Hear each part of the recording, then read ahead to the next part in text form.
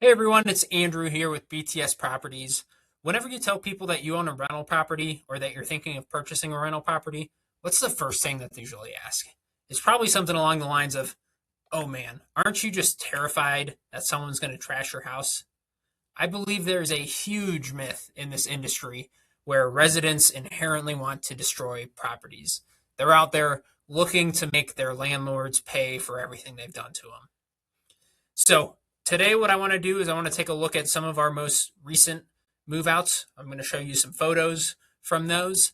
And then I also want to take a look, more importantly, at some of the things that we do to set our residents up for a successful move out and make our lives easier after they move out. And if you're self managing, these will be some actionable items that you can take for your own business and implement as well. So, with that, let's dive into it. Let's take a look at some photos from our most recent move out. So, this is move out number one that we're going to take a look at. I promise these are not listing photos. These are right after the resident moved out. This is how the resident left it. This is not after our clean out crews came in. This is not after our cleaners came through. Our handyman wasn't here. This was time number one that we stepped in the property after the resident moved out. So, you'll notice there is no trash on the floor. Um, you'll notice that there are not, paint all over there's not crayon all over the walls, anything like that. So there's one going into the kitchen. You'll also notice that there's no dishes everywhere, dirty dishes. Now I know what you're thinking. What's in it's got to be somewhere. So it's probably in the fridge, right? You probably got months old milk in there, old lunch meat. This is how it was left. So you see, there's a little bit of crud there on the stove, but other than that, residents left it extremely clean. So now I know what else you're thinking. You're like, all right, this guy's playing me. He's only showing me the photos of the good part of the house. There's got to be the rest of the house has to be trashed. And you're right. You caught me. I am only showing the good parts of the house at this point. So the next photos I'm going to show you are the bad parts. So at this point, viewer discretion advised. Put your kids in the other room. Cover your eyes. Be ready. All right, here we go. 3, 2, 1. All right, so here are the damage photos and the cleanliness photos that I've been hiding from you. So here you'll notice there's a little hole in the wall. You'll notice there's a couple of little containers that were left behind. There's a paper towel roll. If you guys stomached that, let's look at another one. So this was the first move out. Here's the second one. Now I know what you're thinking here. They warped the entire house. What the heck? I'm just kidding. It's a 360 photo, but you can kind of see everything again, very clean left. Here's the living room. Again, I promise these aren't listing photos. These are move out photos. Bathroom. Appliances. All right, now we're to everybody's favorite part. Yep, you know the deal. I've been hiding the damage. So again, put your kids in another room, cover your eyes. Here we go. 3, 2, 1. Okay, so here is the damage that I was hiding. There is a little piece of cardboard in the backyard. It might have blown in from a neighborhood, or they might have left it. There's a light bulb that was out, and there was a little bit of trash left behind the fridge. So, all that to say, those are our actual two most recent move outs. So it is, and that is not uncommon. Is the other thing. That is what we typically expect. That's what we typically see from our residents. Now, I should preface that you're always going to get. Occasionally, you will have a resident who leaves places a mess. It's going to happen. However, there are things that you can do, and there are things that we have done to dramatically increase the chances of getting move outs like what you just saw, compared to the typical things that you think of piles of garbage, holes in walls, all that sort of stuff. So let's take a look at what can you do as a self-managing landlord to put yourself and the resident in the best chance of having a good move out. So first, I think we've got to mention this because sometimes it feels like this is lost. Residents don't usually ruin houses. Poor expectation setting ruins houses. All right, so what does that mean? That's great. So first off, before a resident even moves in, the application and move-in process is incredibly important. Probably the single most important part of anything you can do. It should not be too easy for a resident to move in. If it is too easy for a resident to move in, you are going to get people who are getting kicked out of their current place. They have $1,000 of cash to their name that they need to get to someone to put a roof over their head. If it's too easy to move in, you're going to get those people who will pay the first month's rent and then you'll never see another dollar and you'll have a lot of headache down the road. So it shouldn't be too easy to move in. What does that mean? Make sure you have consistent application standards and that you verify them against it. So make sure that you're pulling those credit reports. Make sure that you're checking that eviction history. Make sure that you're pulling their background checks. Make sure that you're talking to their previous landlords, those sort of things. The second thing that we do as a company, and I highly recommend you do if you are managing your own properties, is an orientation course. What is that?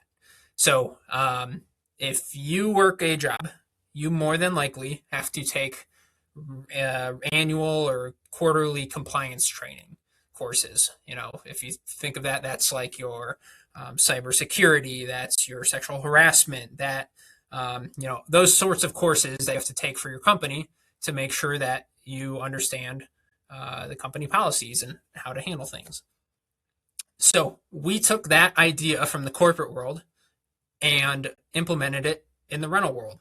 So what we found was that we would hand people early on, we would hand people a lease, be like, there you go. If you have any questions, ask, sign it and send it back to us. So we'd get the lease back. Somebody would move in and then they'd be late with rent. We charge them a late fee and they'd be like, why am I getting charged a late fee? I'm like, it's in your lease. They're like, what? So what we saw is people weren't reading their 15-page lease. In fact, they had no idea what was in it other than the rent amount. So what this orientation course is it takes the important parts from your lease and it turns it into a palatable format for somebody moving in. In our case, what that looks like is it's just like those compliance trainings. You have to sit through a video of us going through the important parts of the lease. What happens if you're late with rent? What happens if you try and sneak a pet in? What maintenance do you need to report? What do you need to do if you want to move out? Those sort of things. So you have to sit through a video. You can't fast forward, can't skip. And then you take a quiz at the end and you have to 100% on it that quizzes you on those questions. So no more of the excuse of, I didn't know that. Mr. Resident, yes, you did. You took the quiz, you passed, you got 100%. You're a very, very smart fellow. You proved that you know this. If you're self-managing, this doesn't have to be an orientation course. This can be a one-page flyer that, maybe you make them initial next to every kind of main point. So it doesn't have to be something complicated like an orientation course. Turn it into something that's not a 15-page lease that kind of distills the information you need them to know. I think this is incredibly important. I'm spending so much time on this because I think this is one of the biggest things we've done that have gotten good residents for us who understand what to expect throughout the time of their lease. And then have a move-in checklist. That orientation course, they can't move in until they complete that. So make sure that you know what a resident needs to do before they move in and make sure that you hold them to it. Again, it shouldn't be too easy to move in. All right, so what about after they move in and now it's time to move out?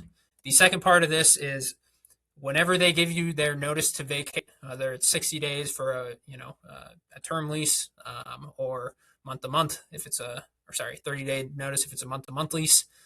Whenever they give you that notice to vacate, make sure that you have move-out instructions that tells them exactly what they need to do to get their deposit back and what happens if they don't do exactly what you tell them they need to do. So what that looks like for us, here's a little snippet from our move-out packet. We give residents a checklist that is extremely detailed. If you look at some of these points, walls, wipe down all wall surfaces and doors, remove all nails. You will not be charged for any holes smaller than a dime. Dust and wipe down all trim, heaters, vents, switch covers, and doorknobs. We tell them exactly what they need to do to make sure that they have a good move out and make sure that they get their full security deposit. Along with that, we tell them what happens if they don't do that. So on the right side, you'll see here that we attach a sheet as well that has estimated repair costs for things if they don't do them.